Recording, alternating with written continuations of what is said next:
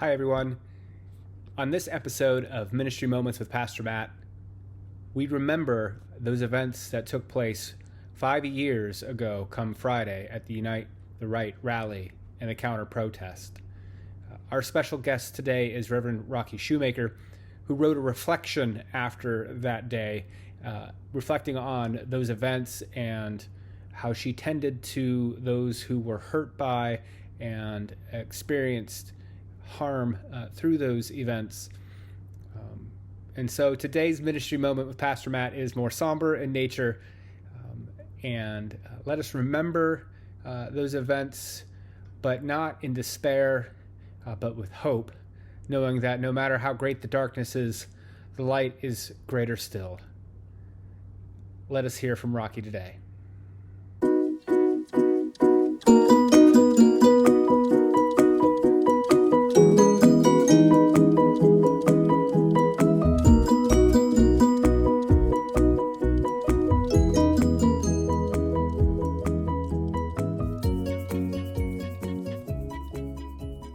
In 2017, I wrote the following report for my writers group that met here at the church. The name of it is Sanctuary Within Chaos. I will never forget the sights and sounds of August 12th, 2017. Crisis counselors assume I was on the front lines of the Unite the Right rally. In fact, I never witnessed the chaos and violence. I spent the day securely sequestered in the safe church, First United Methodist Church, 1 block behind Ground Zero, offering prayer and pastoral care for any seeking sanctuary. No, I never saw or heard the actual violence, yet the images and noises of August 12th still haunt my dreams and will underscore my memories forever. First came the parade. The clergy and the congregation began assembling as permitted on the edge of town 5 hours ahead of the authorized rally. With brilliant vestments and t-shirts, waving placards, shouted greetings, and bold songs, we paraded through the streets to the first of 3 downtown parks, claiming each in the name of justice and peace. This little light of mine, I'm gonna let it shine. Let it shine.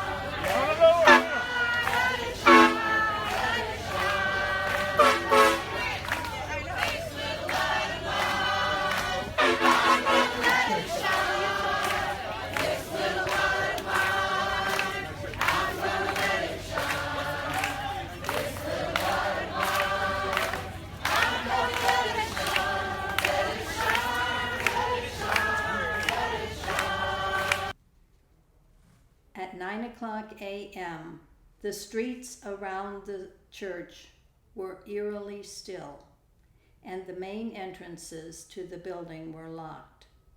A lone young man stood defiantly on the empty side street, clutching an intimidating rifle and defying anyone who dared enter his space. Another woman cautiously approached me, alarm on her face. "Do you see that gun? An AK-47. Where are the police?" The police officer we found was polite, but oddly subdued. Unfortunately, Virginia is an open carry state, and he isn't breaking a law yet. A pair of police cars marked the rear parking lot of the designated safe church, where the only entrance was guarded by the police presence, table barricades, and congregational greeters in cheery matching t-shirts. Through bag checks and metal detectors, they scrutinized everyone requesting entrance. with particular attention to any young white men slinging backpacks. Alone, in teams, or occasionally parading past with jeers and curses, these young people were the foreguards of the alt-right, part of the cadre of armed and angry protesters who had already descended on Charlottesville the night before in the name of free speech. All clergy present, stand your ground. The command was passed from the presiding pastor, Phil Woodson, to the gathering clergy and volunteers clustered around coffee and donuts in the basement of the church. It was the signal to occupy the church parking lot, to stand united as a peaceful and resolute presence against the marauding bands of troublemakers. Whenever the alt-righters appeared ready to enforce their threats with actual assaults, pepper spray, wooden rods, or cement-weighted aluminum cans, the police alerted us. Lock down, everyone inside. We would respond quickly and melt back into the church interior. The most remarkable feature of our band of peaceful resistors was its diversity. Among our most dedicated supporters were 2 Episcopal bishops from Richmond and D.C. For 3 tense, endless hours, they stood steadfast in the hot sun, never leaving the pavement. They were sweltering in their formal scarlet robes. Beside them stood clusters of other clergy and volunteers, including many United Methodists from near and far, responding to a call by their Virginia Conference bishop. These ministers stood united with the many dedicated citizens of Charlottesville, both secular and religious, who showed up in resistance to hatred and violence. One stalwart volunteer appeared to be in Native American dress, with long, coarse braids, a loose shirt, and open hiking boots. Between the shirt and the boots was a poofy white skirt. In the caregiver orientation, it had been explained to us that many of the volunteer medics and trauma providers among us were street workers, supported by dedicated servants of every conceivable race, nation, creed, gender, orientation, and legal status. We provide sanctuary and care to any and all unarmed seekers, honor their stories with confidentiality, and their identities with whatever pronouns or aliases they request. So we were instructed. After an hour among the diverse victims seeking help, I realized that I was identifying each only by the traumas that they bore. Can we escort the shock victim to the ER? Has anyone spoken with the one hiding behind the piano? 9:30, the Jewish women were first to seek sanctuary. Clustered nervously in a corner of the reception room, they could be identified by the yarmulkes that haloed each head. They were being reassured by a male and female rabbi, who appeared to be a married couple. I recalled the rabbinical pair enthusiastically striding arm in arm, singing aloud among the clergy earlier in the day. But here, with their congregants, they were very gentle, still, and calm. Gradually, we came to understand that these anxious women were the wives, mothers, and sisters of men who waited on the lines. Their loved ones stood ready to defend their members and their synagogue against the threats of the neo-Nazi violence. 10 o'clock a.m. Incoming wounded, medics needed. Most of us were not prepared for the level of care required by the ragged and shocked victims who staggered or were led into the parking lot. Blinded and squinting gas victims were rapidly obscured within a shower tent where gloved and masked medics soaked their burning skin and eyes with a water hose and a rinse of Maalox. A dazed young woman with blood on her head was escorted by friends. A stone or a brick, it came out of nowhere. A teen boy stumbled in on his own, blood streaming down his face. I listened as the medic explained to him that he needed escort to the hospital for sutures, but the young man was too frightened to go. Just patch me up, please. Once washed and patched, the wounded were led upstairs to regain their balance and vitality with snacks, water, and quiet. As the first victims wandered in, the startled Jewish women began to sob. Their rabbis held them close, soothing them with quiet Hebrew hymns. We need more Maalox and bottled water. This came an hour later. They need a medic, more and more supplies at the park. They are really getting hit up the road. I called my husband, Jerry, at home, and he raced to CVS for face masks, bottled water, and Maalox.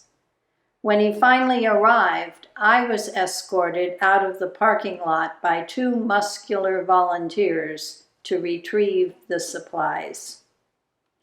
As we returned, a pickup truck came out of nowhere and careened to a stop facing Jerry's SUV. Hanging out of the truck bed were cursing and stick-wielding thugs. At first, the pickup threatened to veer toward the church. Then, with a squeal of brakes, it encountered the police cars and U-turned away from us. As it retreated, the truck was pursued by a group of scrappy boy soldiers clustered in the shade of the trees by the church. Newspaper accounts later identified these young members as young members of the Antifa, the counter-protest group which was known to pursue and oppose the alt-right, often matching violence with violence.